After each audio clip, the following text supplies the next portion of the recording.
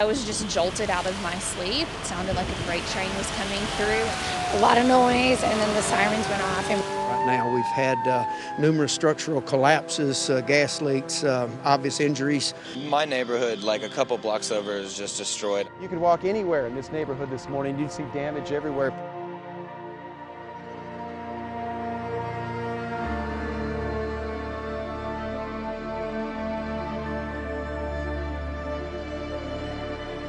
It is a very tragic and difficult day in Tennessee, but this is where people come together to see redemption in tragedy. And I just wanted all of you to know that we are all with you. They were calm, they were resilient, they were looking after each other. We're a community that rebuilds, so we rebuilt from a flood 10 years ago, and we'll figure out how we're going to rebuild from this as well. We think that we really may have found the epicenter of this storm here. You are looking at 5 Points, the 5 Points neighborhood, and I just want you to walk along Woodland Street with me right now. These really popular buildings and eateries, businesses here in 5 Points completely destroyed. You're looking right now at Clean Juice.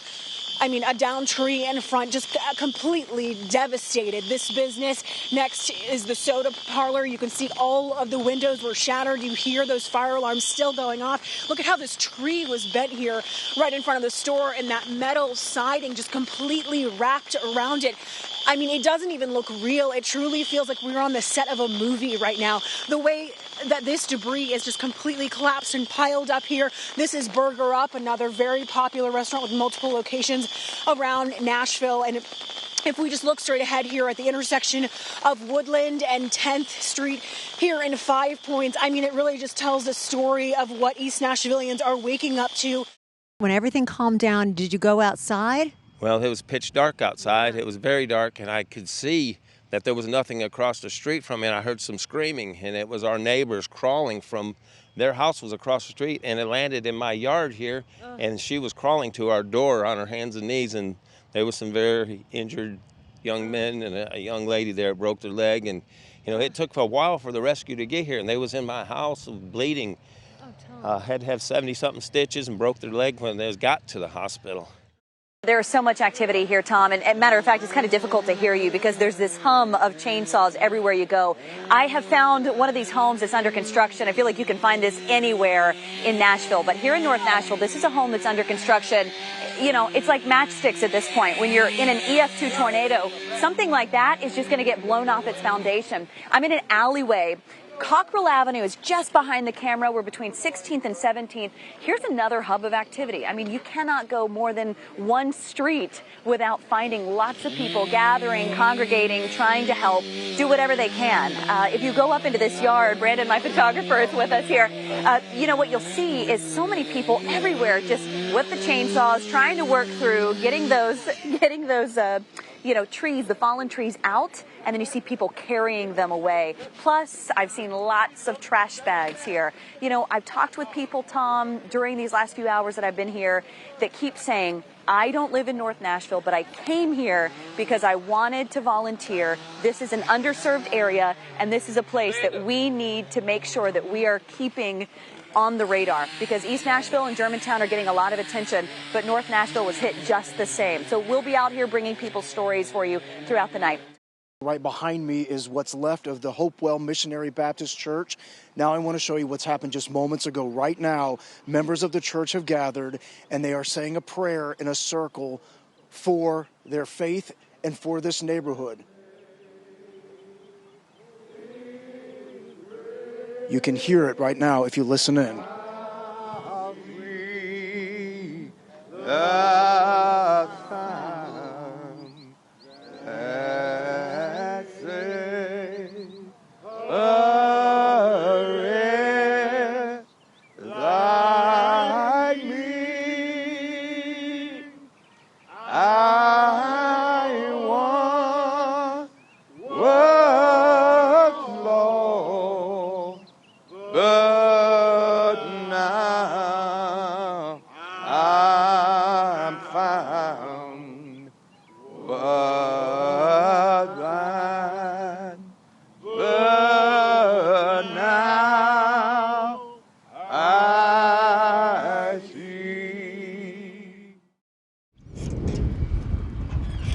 I mean, I've been living here for 23 years.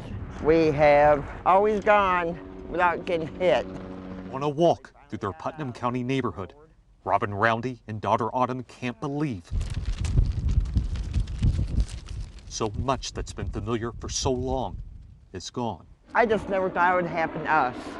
They're hearing stories of their neighbors, like the woman in her bed when the tornado hit, who kneeled and prayed in this corner as her windows burst and roof was ripped away. We heard like in the background, like a roar of a tornado starting. But while Robin and Autumn are fine and still have their home, a realization hits of how many of the neighbors they love are grieving.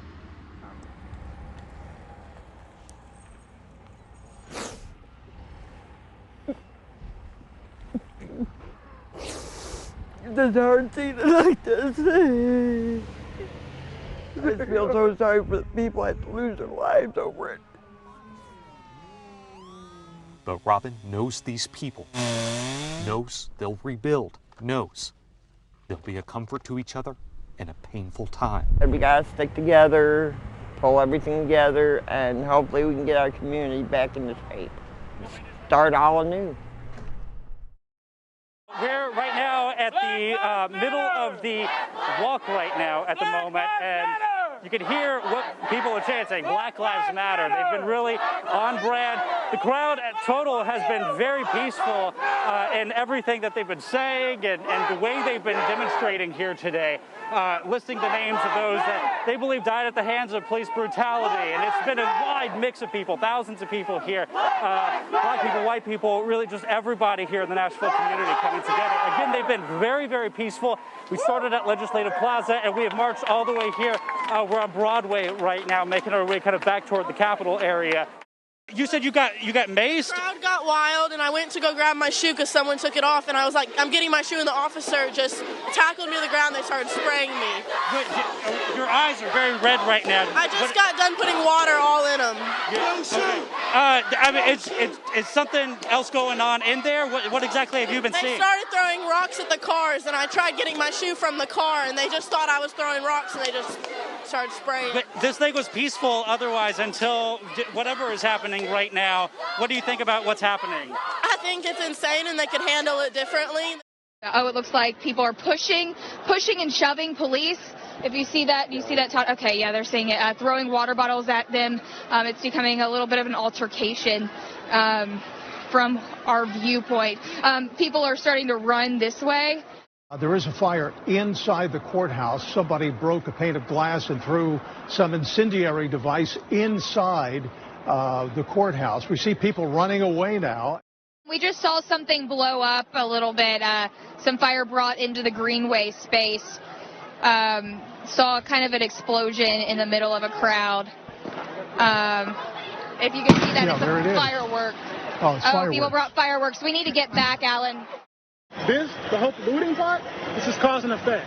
Until we are heard, litigation needs to change, or information needs to happen, stuff like this is going to happen. And behind you here, they're causing destruction to property here. Does that concern you yourself? That if people are causing this kind of destruction, you'd see what happens in other cities where more police are having to step in. I agree. Tearing up your own neighborhood does no purpose. At the same time, it does serve a purpose because, like I said, again, I'm going to reiterate, people need to be heard. Things need to change. When do I get to stop making these? Okay, I am hearing from. Okay, they just. There's tear gas. Get the heck out of the way. We're trying to get out of the way right now. It looks like tear gas is starting to be deployed. Okay, so my producer just said that a state of emergency, I believe, is what you said has been declared in this area. Is that right, Sarah? Yes, a state of emergency has been declared. He just signed an executive order. Mayor Cooper did. Look right across the way. There's the tear gas that has been launched, and police are moving in. And we're watching right now to see. Now, take a look at this, everybody. We've seen the people throw water bottles, but they have now... Oh, okay, it's okay. It's okay. Just got a water bottle. Just got a water bottle. All is good. Just got a water bottle. Okay. A very kind man just let me into his store. I've actually been in this store with my family, a popular place to buy boots, and you can see that the glass is just all over the floor. Sir, Sherry, I'm sorry to hear that this happened. You weren't down here when it happened, were you? We were on our way. My daughter, we own Betty Booze, Big Time Booze. Okay, and you own this as well? Yeah. And do you know if they took anything or if they took stuff. They took stuff. Alligator boots, stuff like that. Man, the expensive stuff, of course, right? The evidence of this showdown is still here, from the tear gas canisters to bottles of water thrown at police.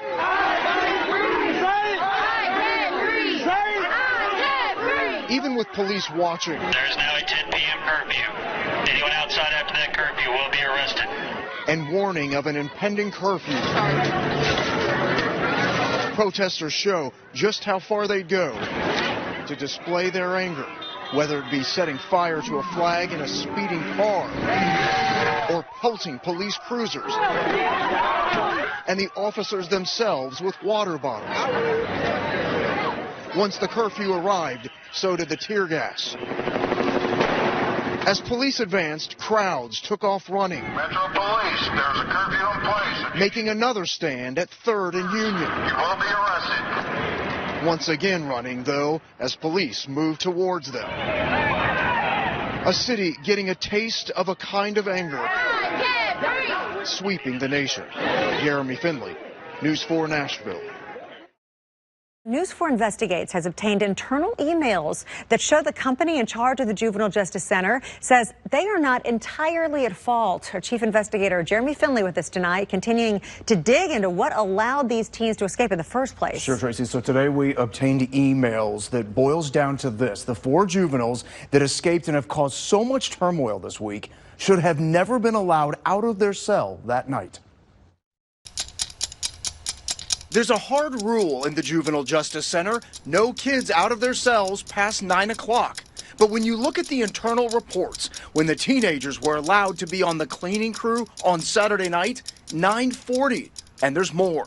Here are the number of disciplinary reports the 4 incurred just this year. Total 42, with Brandon Carruthers with the most at 18. Which brings us to the question that News 4 Investigates has been asking all this week about the contractor that runs the facility, Youth Opportunity. How displeased are you with this contractor? Well, let me put it this way. They have one responsibility. We pay this contractor a lot of money to keep our kids safe in our facility and to keep the community safe by securing these youth. We are incredibly displeased. But emails obtained by News 4 Investigates show Youth Opportunity is also blaming the Juvenile Justice Center administration, claiming prior to the escape, one door was broken and another propped open and not functioning properly, writing, "We feel strongly that this could have assisted in or stopped the boys from gaining access outside of the courthouse." But Court Administrator Kathy Sinback responded, writing, "It was Youth Opportunity employees who left the door propped open, and that the juveniles broke that door during the escape," adding, "You never brought it to juvenile court's attention until today that you had any concerns about the elevator to basement door." Okay, here's another bit of information we're still waiting on. In order to even be on that cleaning crew, you have to have enough good behavior credits to leave your cell. So we're waiting to find out if, given all those disciplinary actions on the 4, if that would have precluded them from being on that crew. To even qualify to leave your cell and work on that cleaning crew, you must have an 85% good behavior. But News 4 Investigates looked at the juveniles' good behavior numbers. Decorious Wright, below 85. Calvin House, below 85. And Morris Marsh, way below 85. Court administration confirmed our findings. None of the 3 should have even been allowed on the cleaning crew to begin with, according to Youth Opportunity's own policies. For just the 41st time in history, Metro Police are preparing to bury one of their own. It goes without saying that when we lose an officer, to every man and woman out on the street, it's like losing a brother or sister. Tonight, we are hearing the frantic calls as first responders rush to try and save Officer John Anderson. And the officer involved, MVA, the PD vehicle is on fire. And we're learning more about the legacy Anderson leaves behind. He was always somebody with a positive attitude and certainly dedicated member of the department. The spot where we are right now has a very clear view of this crash over this intersection. Let me just step out of the way, just take a look right over there. You can see the Metro Police vehicle right there on the corner. Now, we're over here by Nissan Stadium. This is by the Shoney's and the Gerst House. It's that general area. You can see the extent of the damage to that police vehicle. Now, look over there to your right. You can see the other vehicle involved in this crash. It's driven off past the sidewalk into the grass. We can see a little bit of damage to the car from our standpoint here. You can see a little bit of damage on the door. We want to widen up our shot a little bit at this point, and you can see the investigation that's happening over here. A lot of officers out here looking into what happened. It's the call no one thought they would get on the 4th of July. Metro Police Officer John Anderson killed in the line of duty. It's been gut-wrenching to say the least. James Nally considered Anderson like family. They played hockey together for Lipscomb University. At a time when he's trying to process his friend's death, he's also helping to plan his funeral. It's been tough to say the least, but if the roles were reversed, I know he'd be doing the same for me or anyone else that we know. His friends say he was always smiling and had a positive outlook on life. On the Lipscomb hockey team, he was the goalie and one of the captains. Teammate Philip Ferragalli says Anderson loved the game of hockey. You would think him being a police officer might be like a little more hard-edged, but it's total opposite. He already knew what life was like.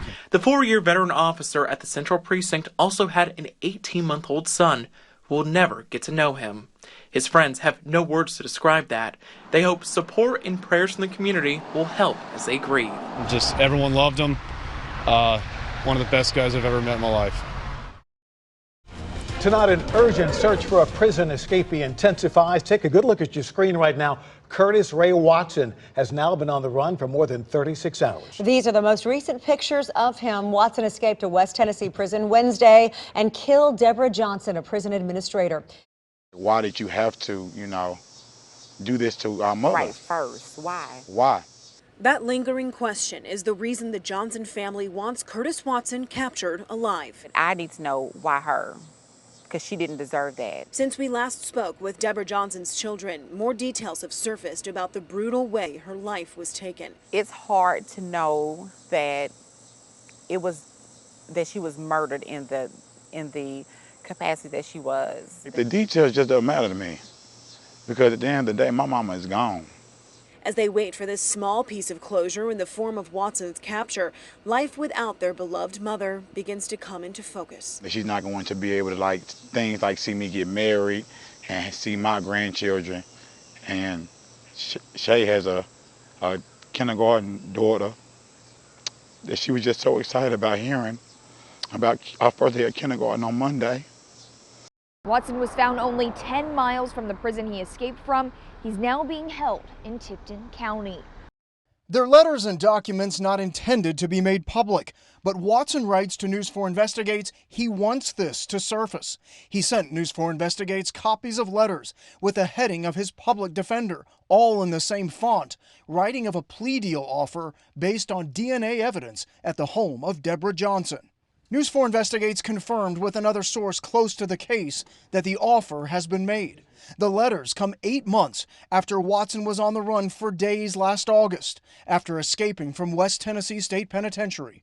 Prosecutors say Watson also raped and murdered Deborah Johnson, a prison administrator who lived in a home on the grounds. In the letters with the public defender's header, Watson is told, quote, "It appears that there was sperm on a quilt that was analyzed, and it definitely was not attributed to you, and is characterized as from an unknown male. There was no sperm inside the deceased." The bottom line here is that if we went to trial, we would have some arguments and science on our side at this point. The letters advise Watson to take the offer, essentially life without parole. Watson writes to News 4 Investigates, quote, "I did some wrong that day of August 7th pertaining to the escape, but, quote, I did not do that to Ms. Johnson. Of course, even with the DNA finding, no one still will believe me." 8 minutes and 46 seconds, sparking worldwide unrest and leading to important conversations, important reflections, and important change. 8:46. A Time for Change starts now.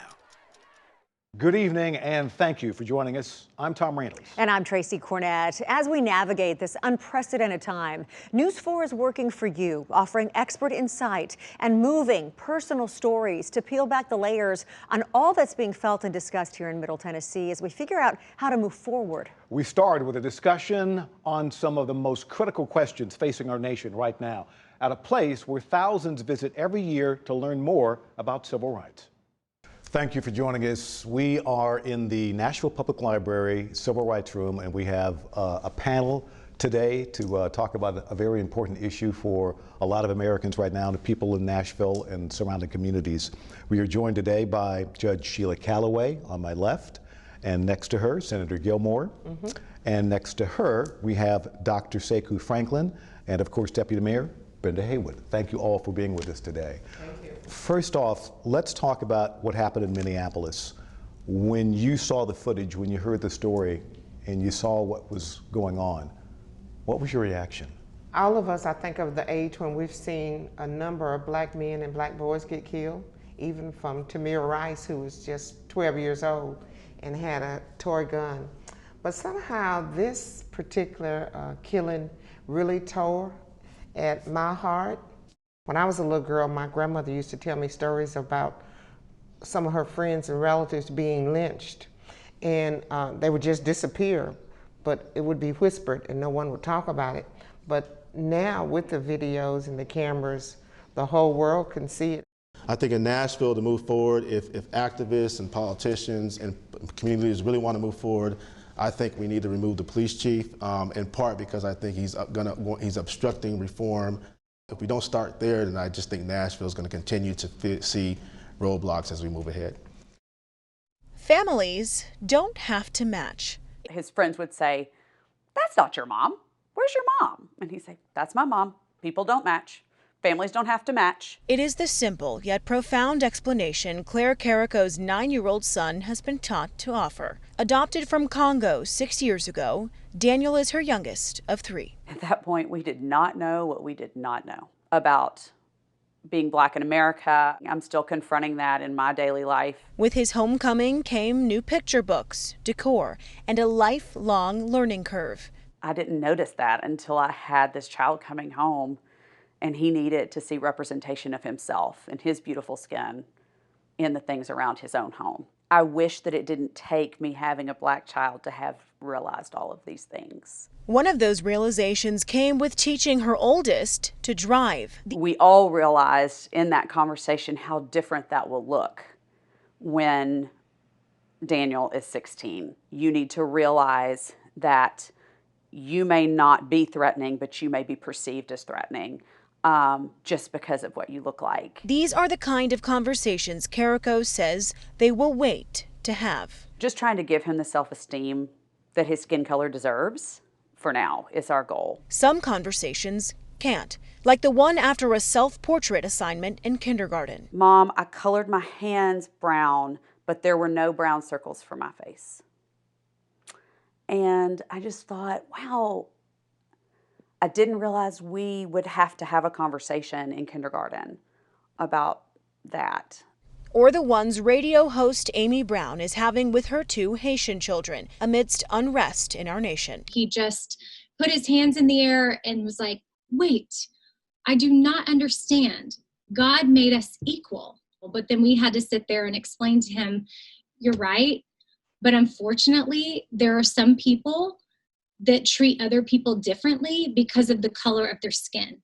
And that is racism." Conversations both these mothers fear won't be enough. What about when he's 18 or 21 and he's walking alone in your neighborhood and maybe he has a hood on because he's cold and somebody decides that he's a threat and they make a phone call? I mean, I have to worry about that. That's real. Frontline heroes come in all forms. We love what we do. We're passionate about what we do. We're just here every day for everybody. Keeping us healthy, keeping us fed, keeping us safe. I'm not just sitting back watching. I'm in it, and I'm helping people of the community. Tonight, News 4 honors those who are doing their part to battle the coronavirus and its growing impact on our everyday lives. In North Nashville, on the corner of Joe Johnston and Henry Hale. All right, I'll see you on Tuesday, okay? We look forward to seeing y'all 5. Samaria Leach knows about stereotypes, knows what people think about public housing and government handouts. Hey, what would you like today, a sandwich or a hot dog? Her handouts are different. And remember, Tuesday, Wednesday, Thursday, you can come. Hey, Josiah, do you want 1 or 2 hot dogs today? Do you want your ketchup today? Let me get your pack. Hold on, okay?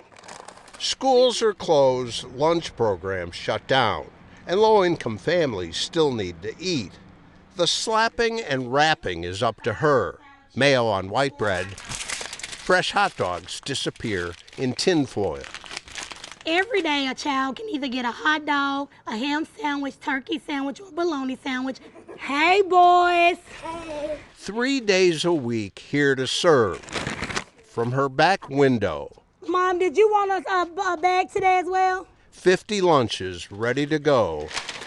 Somehow finding a way. First, it was just from my own savings, and then I started to post on Facebook and Instagram and sharing with family and friends. And immediately people started to bring donations, cash out, bring food over here, and we have been stocked ever since. The parents are grateful. I am shocked because she also does, I think she helps with the tornado victims as well. Do you want a toy today? I greatly appreciate it. So do the kids. And they be like, thank you, Miss Samaria. Especially them little snaggle-tooth kids. Thank you. So, I like it. Unfortunately, the thanks come 6 feet apart. It does make it hard. I'm not able to give my kids a hug or give them a handshake. I have to serve them through my window. I do offer hand sanitizers. I try to keep my window disinfected, my door, and inside the home. We wear gloves and we change them out. With military precision, charts, and meals, she's a doer. You don't have to be rich to give. You can just give a smile to someone and it'll change their life.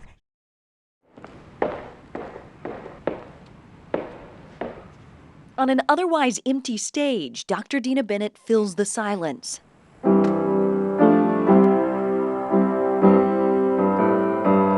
It's been years since she performed this song, an old hymn that was a regular piece in her repertoire. The song is one that I would play for my father, and he would sing in church. May the work I've done speak for me. Many times actions are louder than words. May the work I've done. And her actions now are a full-throated solo in Music City. Bennett is the senior curator for the National Museum of African American Music, opening later this year. She's in charge of finding and acquiring every single artifact that will be featured inside, like this from blues legend B.B. King. We were able to purchase several stage costumes, handwritten lyrics, and a collection of sheet music from the father of gospel music. It's part of how they'll tell the story of African Americans' vast contributions to music. When you see it all come together, from just the plans to the construction to now the planning that you're having to do to put things in the space, what is that like for you? It's pretty much a dream come true. This is my dream job. And as she reads the words of this old hymn she used to play for her father, she notes their importance in her own life. May the service I've done speak for me. May the life I live speak for me. How does that go into your own life? Yeah, well, this is definitely a testament. This museum will speak for me and the work that I and my teammates are doing. Speak for me.